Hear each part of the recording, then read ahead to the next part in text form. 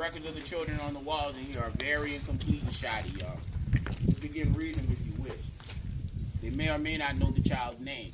If they know it is there, if not, they call them things like little Negro corpse, little slave girl, little mulatto child. They may or may not have known how old they are, who their mother was, or exactly when they died.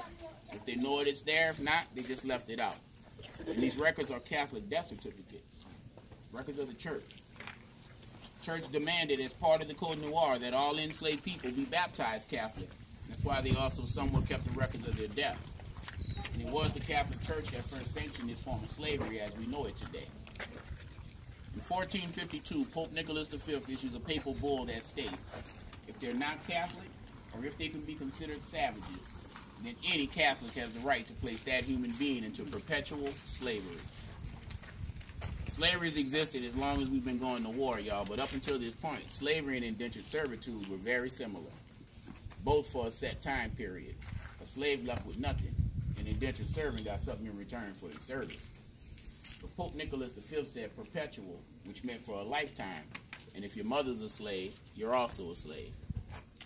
They are baptized Catholic, but they're members without benefits. They're denied last names at their baptisms. That's why they only have first names on the walls. Not allowed to pray, not allowed to worship. Listen up again, youngsters. They can't read the Bible because they're not allowed to learn to read and write at all.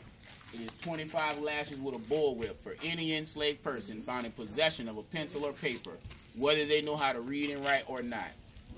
It was a worse crime here for you to be caught trying to educate yourself than it was for you to run away.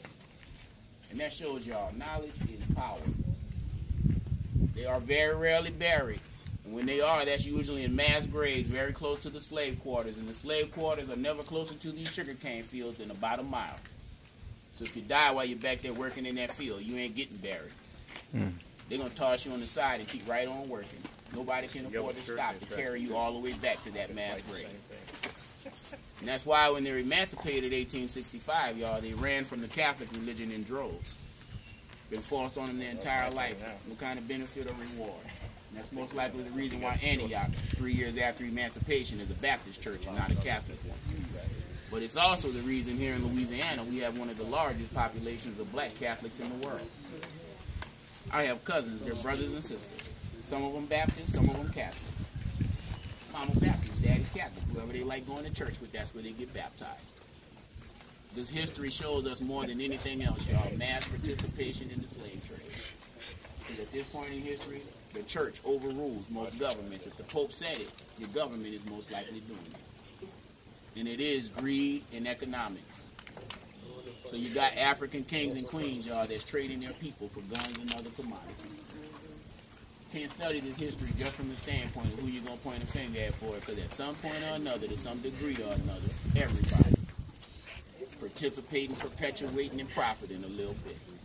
I tell y'all, the best thing you do with this history, draw the parallels to our society today, where our children still suffer these same systems and policies, just with different costumes on them. When we emancipated these people, y'all, we didn't do it out of compassion. It was an economic decision. The Industrial Revolution no longer required slavery. And the second that we emancipated these people, y'all know what we did in this country? We immediately re-enslaved Americans of all colors for another 100 years. White, black, Hispanic, Asian, poor and uneducated Americans of all colors for another 100 years. Our sharecroppers, wage workers, tenant farmers, peons, those Caucasian coal miners that owed their life to the company store, they're all slaves in America. All of them work for no wages, can't leave the property where they work. Webster's definition of a slave. We ended that system, 1965, that same time as our modern civil rights movement, right? Y'all think we did it because of civil rights? Don't give us that much credit, because it was an economic decision again. Modern technology no longer requires 300 people to harvest that sugarcane field, and they didn't need all those Caucasian coal miners to get that coal out that mine anymore. And we kicked all those people off those properties, out of those jobs. Still illiterate, ain't taught nobody a new job skill. White, black, Hispanic, Asian, poor and uneducated Americans of all colors. Y'all see that pattern? Start one, stop it, start another one, stop it, start another one, right?